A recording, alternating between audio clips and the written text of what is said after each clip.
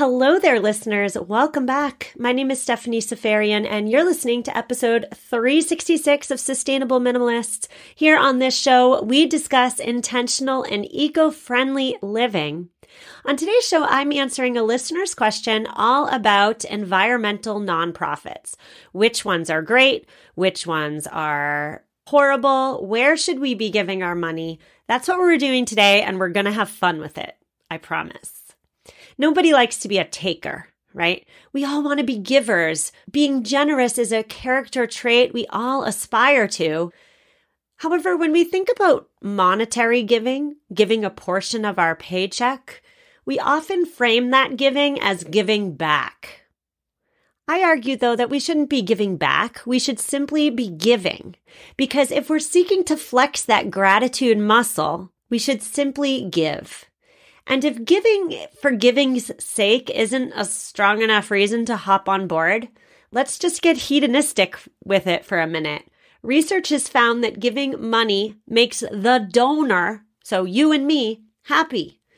Giving directly improves our lives. There's no ceiling on this phenomenon. So the more you give, the bigger the donation, the more often you donate, the more life satisfaction you will feel. There's no ceiling. You can feel better and better with no end in sight. A 2007 study found that charitable activities trigger neural activity in the areas of the brain that are linked to reward processing. They're the same areas that are activated by common pleasures, like eating, like having sex. So perhaps instead of eating that ice cream, give away a portion of your paycheck instead. Now, I know this episode may seem tone deaf in some ways. Here in the US, inflation is crippling and interest rates are rising yet again. And so maybe right now is not the time for you to give financially. And if that's the season of life that you're in right now, my hope is that you just listen to today's episode because I know you're going to learn an awful lot.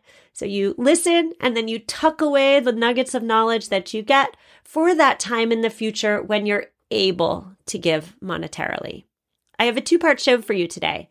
Part one is how to choose a nonprofit. So any nonprofit, not just environmental nonprofits or wildlife nonprofits, any nonprofit, anything that means something to you.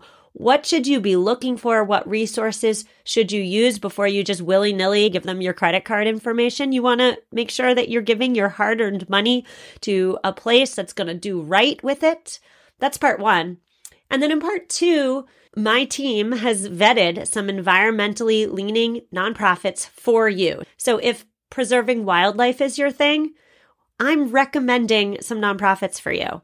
If removing carbon from the atmosphere speaks to your heart, I've got some nonprofits for that as well. So my team has done the work vetting for you.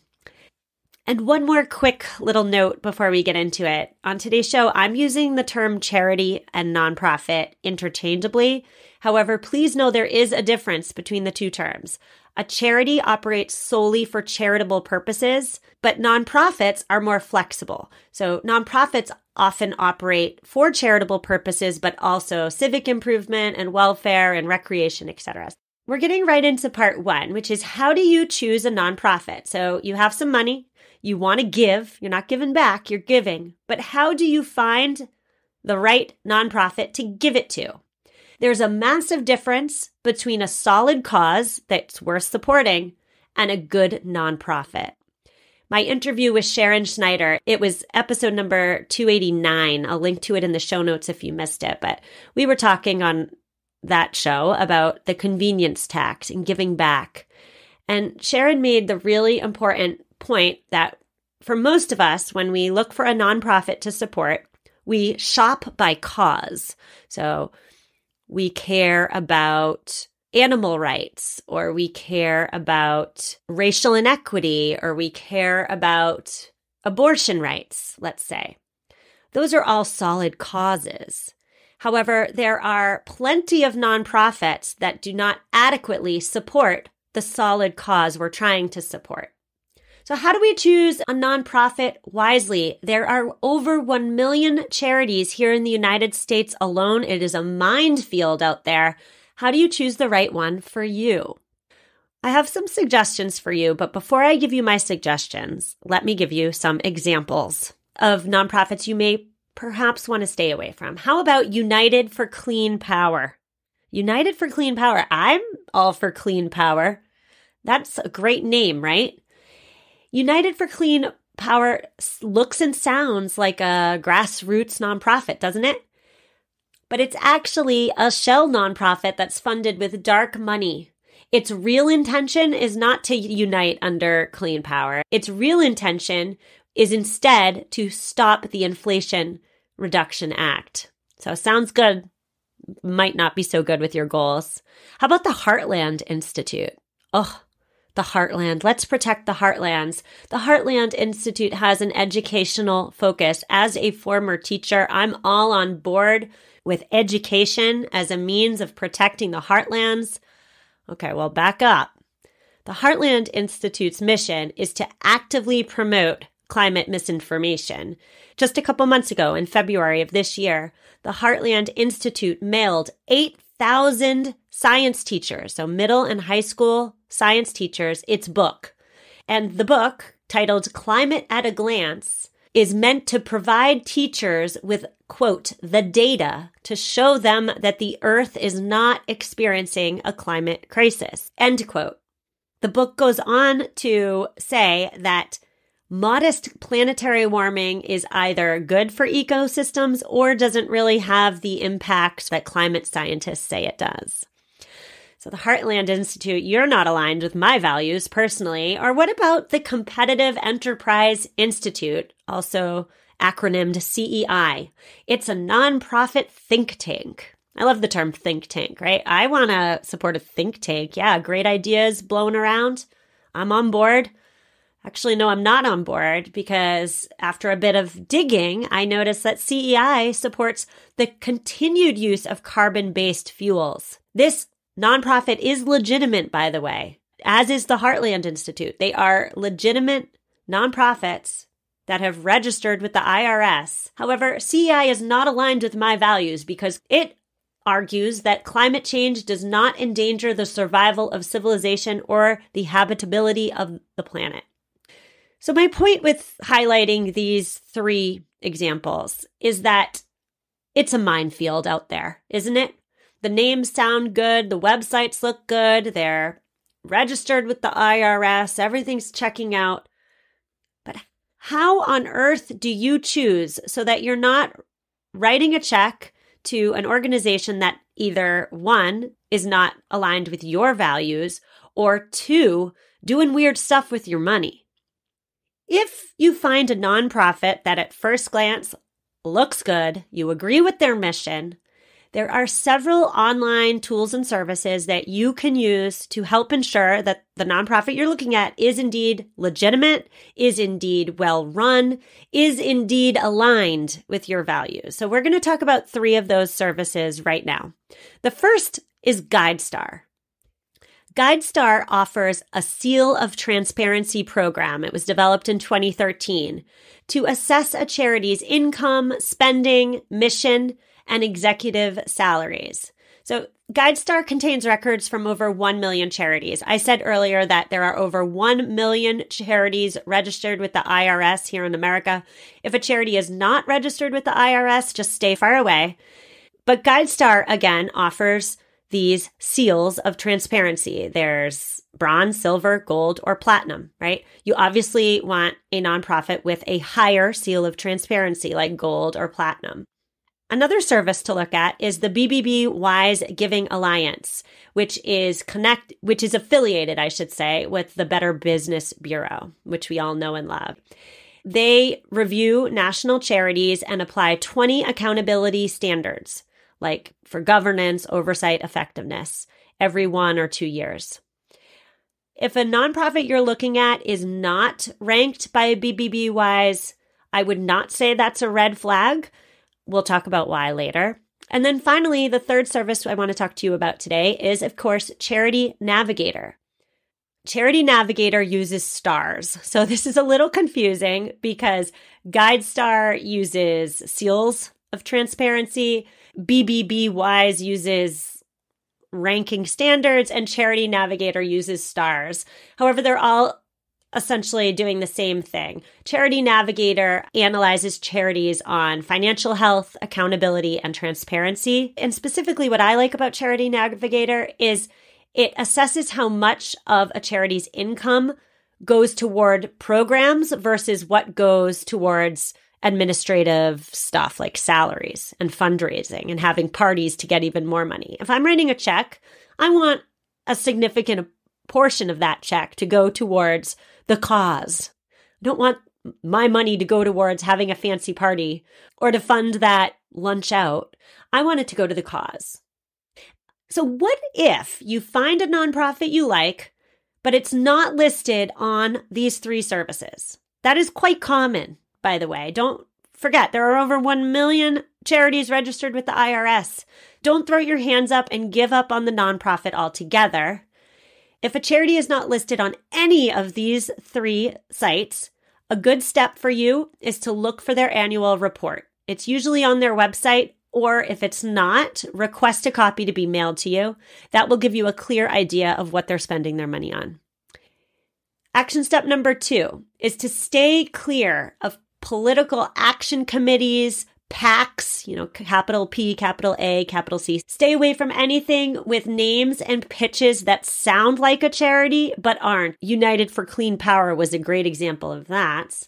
And then finally, if you think, this is my favorite tip, by the way, if you think a nonprofit might be illegitimate, if your spidey sense is going off slightly, get on Google or get on Ecosia or go on your favorite search engine and search online for the name of the nonprofit followed by scam or followed by fraud and see what comes up.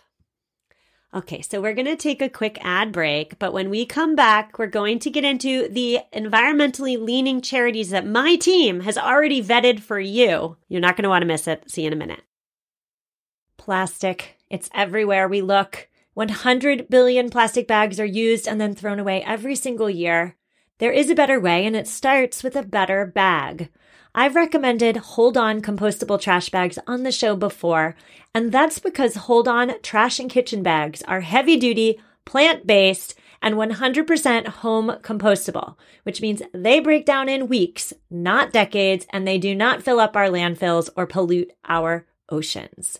To shop plant-based bags and replace single-use plastics all over your home, visit holdonbags.com/minimalists or enter minimalists at checkout to save 20% off your order. Sustainability has never been more simple. That's HOLDON bags.com/minimalists with an S at the end to receive 20% off your order. Small things can lead to lasting change if we stop and say, hold on. Thank you, Hold On, for sponsoring this episode. May is for Mother's Day, and let's be real, most celebrations are overrated. Breakfast in bed? No thanks. I don't want crumbs in my bed. A plant? Okay, I guess. We moms do so much already. Why not give your mom something that lasts way longer than brunch, her very own electric e-bike? Electric bikes are the next big thing, and that's because they're super fun to ride. Mine transforms my day-to-day errands into adventures. And even though I live in the burbs, I've ditched my car in favor of my e-bike for some errands, and I am not looking back at my gas-guzzling car. Celebrate your mom and give her all the freedom that comes with electric e-bike, or even better, ask for one for yourself this Mother's Day. Visit lectricebikes.com to learn more and explore the epic models Lectric has to offer. LECTRIC ebikes.com. And we're back. In part 1 of today's show, I gave you 3 services to use when you're seeking to vet any charity that sounds good to you. So not just environmental charities, any nonprofit that you think speaks to your heart, use those 3 services. And now we're on to part 2 of today's conversation, where my team has done the work for you. We've vetted some, and the ones we're recommending have high rankings, high seals, high standards, etc. But before I give you those nonprofits and we talk about them a little bit, I just want to say that Yesterday, I was thinking a bit about protections, and particularly judiciary protections, laws. Humans, we tend to be well protected by laws, aren't we? There are laws in place with strict punishments for humans who harm fellow humans. Except for some very rare instances, you can't kill another human. Heck, you can't even slap another human, can you? You get in a bar fight, you go outside, you slap the person. Yeah, you're going to face legal consequences for that slap.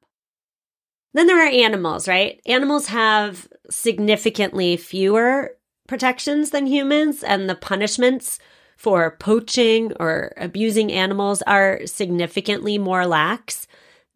You could even make the argument, my animal activists listening certainly would make the argument that we've legalized the abuse and murder of animals through our industrial food system.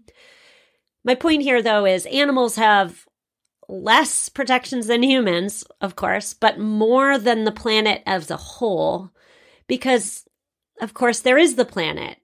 This orb as a part of the solar system, the ecosystems that comprise the orb, the plants and the waterways and the trees and other vegetation that comprise the ecosystems.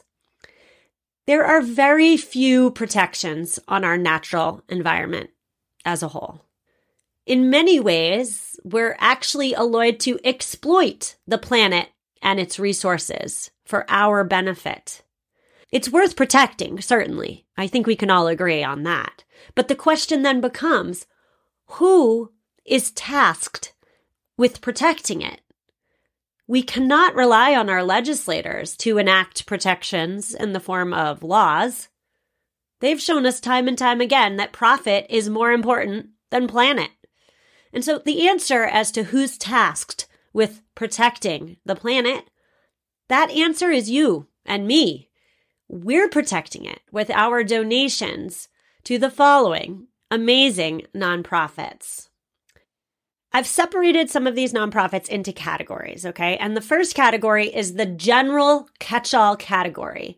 You want to do all the environmental things. You do not have a specific heart-first value that's directing you. If you want to do all the environmental things, I suggest you check out the Environmental Defense Fund. The EDF has met 20 out of 20 accountability standards on the BBBY's Giving Alliance. It has a platinum transparency on GuideStar, so the highest, and it has earned 3 out of 4 stars on Charity Navigator. If you're wondering why didn't it get 4 out of 4 stars, the reason is that the IRS was delayed in processing the EDF's tax form, so they lost a star because GuideStar had incomplete information. Okay, so what does the Environmental Defense Fund do? It addresses a variety of environmental issues: climate, the shift to clean energy, ensuring that ecosystems remain resilient, protecting oceans, tackling air pollution. It does all the things. That's one.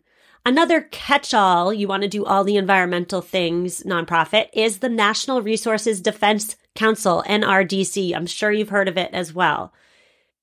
The NRDC is not listed on BWise, and it is not listed on GuideStar. However, it did receive 4 out of 4 stars on Charity Navigator. So I say the NRDC is a honorable mention. Environmental Defense Fund first, NRDC second. The NRDC, the National Resources Defense Council, employs hundreds of scientists and lawyers who work to improve environmental protection at the legislative and judicial levels. Their priorities are fighting climate change, defending endangered wildlife, and protecting the oceans.